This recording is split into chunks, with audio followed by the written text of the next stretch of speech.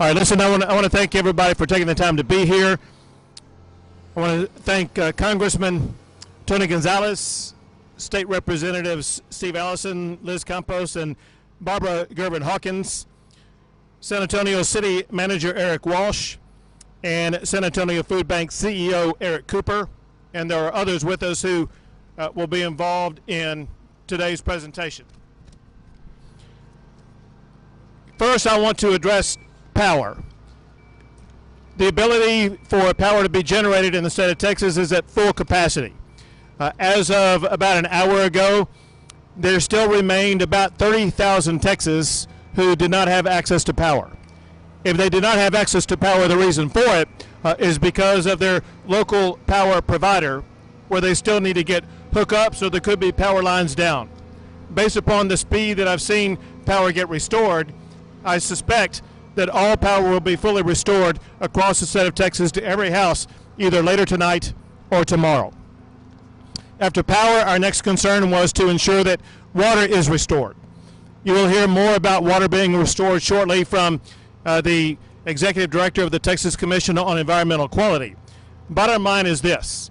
We are working, we being the Texas Commission on Environmental Quality and the state of Texas, we're working with cities as cities and localities work to get their water power back up and running. We continue to get updates during the course of today as well as last night showing that the water is being restored to communities across the entire state. Now, we understand the enormous challenges that our fellow Texans are facing right now because of either power outages or shortages of water. It's because of challenges like that that we gather here today. What's taking place today is something that has taken place before today, and that is you see aircraft like this that has been flying water into Texas and then deployed across the state of Texas. So far, the effort has been led by the Texas National Guard working with the Department of Defense and FEMA. Together, they have flown 8 helicopters flying 25 missions, 4 airplanes flying 19 missions, and I do want to send my gratitude to North Carolina and Kentucky, who also sent aircraft to assist. There have been a total of 162 truck deliveries that have delivered more than 2 million bottles of water, and they, through helicopters and airplanes, they've delivered more than 1.4 million bottles of water. As you can see today, there'll be millions more delivered. The state is working with local communities to set up distribution locations. We are working in here in particular in Bexar County, but also working in all the counties around Bexar County to make sure that in the rural regions they have access to water just as much as people in Bexar County have water. Another issue concerning water, we're out here in above 60-degree weather where the sun is shining. Even though the sun may be shining on us, there are clouds looming over the lives of so many Texans right now because of busted pipes. We want to make sure that the state is stepping up to do everything that we can to help people in their homes who are trying to repair busted pipes. One thing that we're doing is we are bringing in more plumbers. Plumbers will be in high demand. We want to make sure that we have a supply that can meet that demand. We urge everybody who may have broken pipes to call a plumber as quickly as possible. Also, you need to be sure that you call your insurance agent as quickly as possible. Your insurance agent should be working with you. If you have homeowners insurance or renters insurance, they should be working with you to make sure those pipes get fixed. If you do not have insurance, you may qualify for a FEMA reimbursement. We have had FEMA assistance granted by the federal government, and a part of that is individual assistance that will assist individuals whose homes or apartments have been harmed because of the winter storm. If so, you'll need to document any type of loss that you have. You'll need to be in contact with your local emergency response coordinator to make sure they have that information so that calculus will be provided to the federal government so you can get a reimbursement. In addition to water, we're also very concerned about making sure that we get food to the Texans who need it. There are so many Texans, too many Texans, who have gone hungry over the past few days. We are proud to see several things happen. One is there were some grocery store shelves that were empty just a few days ago. One reason they were empty is because their delivery trucks were unable to get to those grocery stores. With the snow and ice being cleared off the roads, there have been truckload after truckload of food deliveries to stores across the entire state of Texas, including right here in Bexar County. Your grocery store shelves are getting restocked as we speak. To assist that and to speed it up, I have suspended regulations to get more trucks on the road to deliver food and supplies.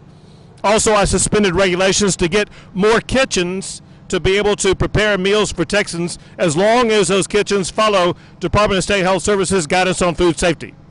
Also, I have requested a USDA disaster declaration to help agriculture producers. And the state is distributing meals ready to eat, blankets, and generators for anybody who needs access to those. Let me mention one last topic, and that is something that is alarming Texans across the state, and that is skyrocketing electric and power bills. Texans who have suffered through days of freezing cold without power should not be subjected to skyrocketing energy bills due to a spike in the energy market. So I held an emergency meeting yesterday with legislative leaders to begin the legislative process to shield Texas families from unreasonable bills. This is something that is being fast-tracked that legislators are working on as we speak at this moment in time right now. We will have meetings this week to get to the bottom of this, but also to provide relief and support to our fellow Texans. One thing that we had during that meeting, it was very productive in the sense that it was a bipartisan meeting, and Senator Royce West in particular pointed out we need to put partisan issues aside, work collaboratively together to deliver solutions for our fellow Texans. Along those lines, as we are speaking, there's a meeting being held by the Texas Public Utilities Commission announcing this relief. The Texas Public Utilities Commission called an emergency meeting today to issue a moratorium on customer disconnections for non-payment. They are also going to restrict electric providers from sending customer invoices at this time. And this pause will give them time to address the electric and power billing challenges that Texans are seeing. With that, I will pass things over to Chief Nim Kidd, the Chief of the Texas Division of Emergency Management. Thank you, Governor. And first, I want to thank the City of San Antonio, the City Manager Eric Walsh here, and all of the teams that he has brought together to help distribute water across the city and across the region. I'd like to thank also our Department of Defense partners and the Texas Military Department. The work that's been going on here around the clock has been phenomenal. We will continue to bring safe drinking water into homes for as long as it takes. I also want to thank our FEMA partners. So far, just under 90,000 residents have called FEMA at 1-800-621-FEMA or gone online to disasterassistance.gov and registered with FEMA. I've had many conversations with the FEMA Regional Administrator, and we are actively working to add additional counties for individual assistance as those damage assessments come in. Governor, we'll turn it over to General Norris now. General.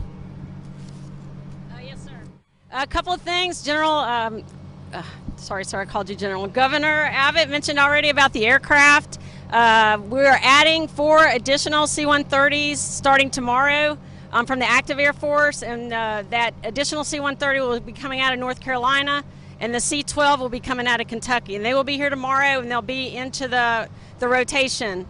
Some of the cities that we've already been delivering to is Abilene, Austin, Beaumont, LaGrange, Nacogdoches, Corpus, Del Rio, Ellington, Galveston, Laredo, Longview, McAllen, San Antonio, Tyler, and even more. Also, we have from yesterday, we were at over 3,200 soldier and airmen, Texas National Guard. Today, we had an additional 500 come in overnight. So, sir, we have over 3,700 Army and Air National Guardsmen out with over 265 transportation assets that are located in the 6 districts with Department of Emergency Management, and we're taking our orders from TDM of where they need to go. Thank you, General, and we thank all those National Guard for their service and what they're doing. For you all to know, those brown trucks over in that direction, the water will be sent to those brown trucks. There's some helicopters down there that are Texas National Guard helicopters. They will be airlifting some of the water to the locations that the water will reach. Now for the Executive Director of the Texas Division of Environmental Quality.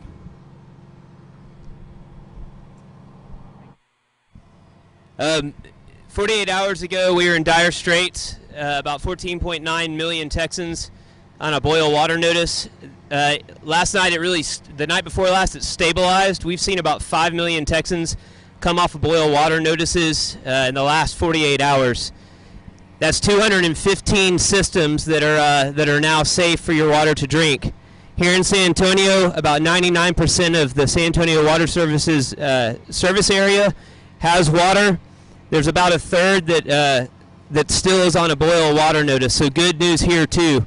Texans, I want you to thank your utility workers at the local level, because what they're doing right now is superhero status. They've been working 24 hours a day to get your water systems back on, and they are going to continue to do that. Here at TCEQ, we're going to do the same thing. We're focusing on the rural systems. As these big systems come off, we're going to try to get those utility workers to not stop and go help some of their smaller neighbors around them. So we'll be working towards that as we go forward. Governor, that's all I've got right now, unless you have questions. One thing very important right now is helping all of our hungry Texans. And we have so many people around the entire state of Texas that are stepping up and helping out. But one of the leaders in this efforts is the San Antonio Food Bank CEO, Eric Cooper. Thank you. Your quick response to this disaster. We've been truly a disaster within a disaster, and want to thank you for the work at the onset of COVID. Along with NIM KID and the Texas Department of Emergency Management, food banks throughout the state have been responding to the pandemic and this recent storm. For us here in San Antonio, the most heartbreaking experience for me was getting a call from a family who the husband and wife had tested positive for COVID, were quarantined, trying to keep their kids from getting the virus when their power and their water were shut off. In that cold night, those kids were trying to get in bed to get warm with the parents, and they were just saying, you can't come in. This disaster this week has been tough. Many residents throughout our city desperate. We pivoted to hot meals just because so many families couldn't even prepare their food had they had the groceries. All food banks are in need desperately of food and water at this time. Thank you for supporting Feeding Texas. FeedingTexas.org is the best way to get support to your local food bank in your community throughout the state. But it's our privilege to partner with our city of San Antonio and the state and so many others in this response to the disaster. Thank you, Governor. Thank you so much to the food bank and what you're doing. We also have the city manager, Eric Walsh. Did you want to add anything, Eric? Governor, thank you very much. Just a quick update on what the city of San Antonio is doing. We purchased 500,000 cases of water, started receiving delivery on Friday night. Yesterday here in Bexar County and San Antonio, we have 13 water distribution sites and one right down the street from here. And we're also doing home deliveries to homebound seniors, cases of water, as well as working closely with the local housing authorities. So this is very helpful. We're going to continue to push this water out to the community where they need it. Thank you. Thank you for your leadership. And we're also working with a federal partner. Someone who's helping us in that effort is Congressman Tony Gonzalez. For coming to San Antonio. I appreciate everything that you and your team have done during this crisis. You know, when the crisis hit, the community came together. Nonprofits, everyday neighbors came together, and that was great to see. What was also great to see was the federal government, the state government, and local government came together. And we see that today. We have a DOD plane. We have the Texas National Guard that's getting distributed amongst the community. That's what we need. I look forward, the Texas delegation, congressional delegation, looks forward to working with President Biden to make sure that all 254 counties of Texas are represented. I'll also highlight this. We're at Kelly Air Force Base. Kelly was shut down years ago. It is great to see Kelly Air Force Base lead this effort. Today, we're delivering water. Hopefully, tomorrow, we'll deliver vaccines. Take some questions. Do we have a microphone so I'll be able to hear? We'll take questions.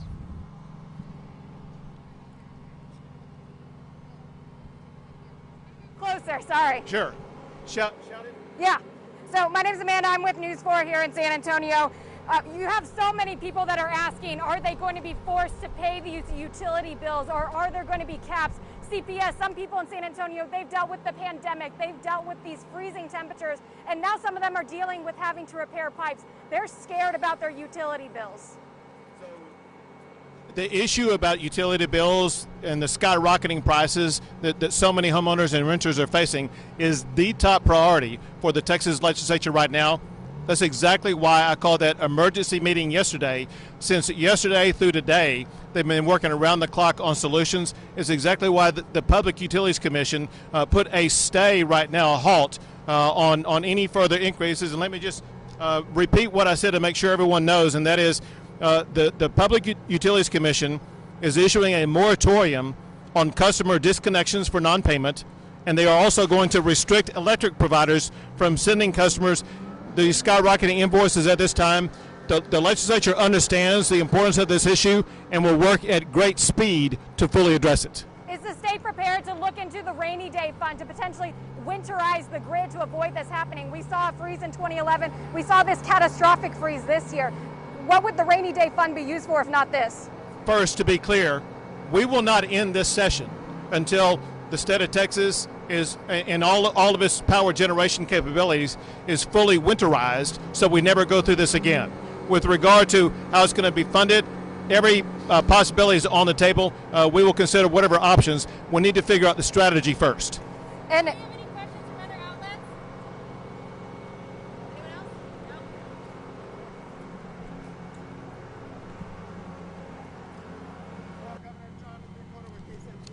Yeah, it was shout to me. There we go.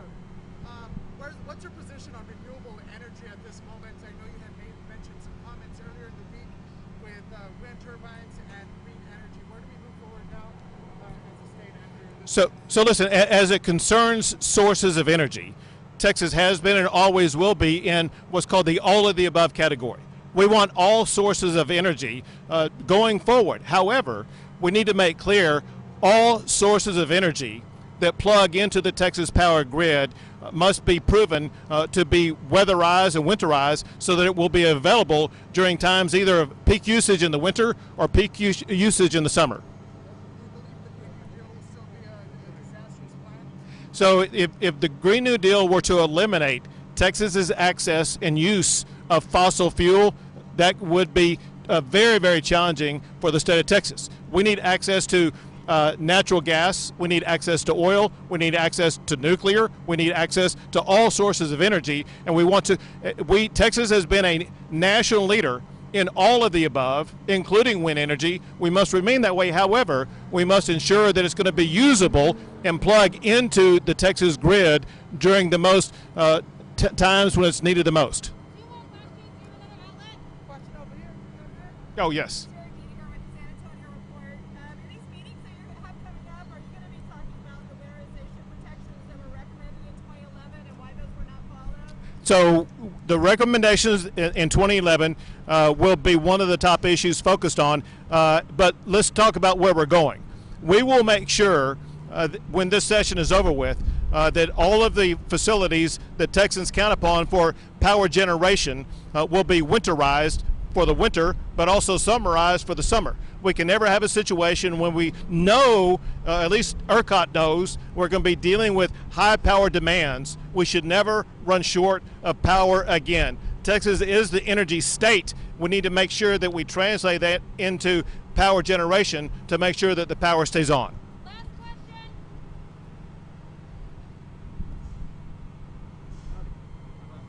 Yeah, speak a little bit louder.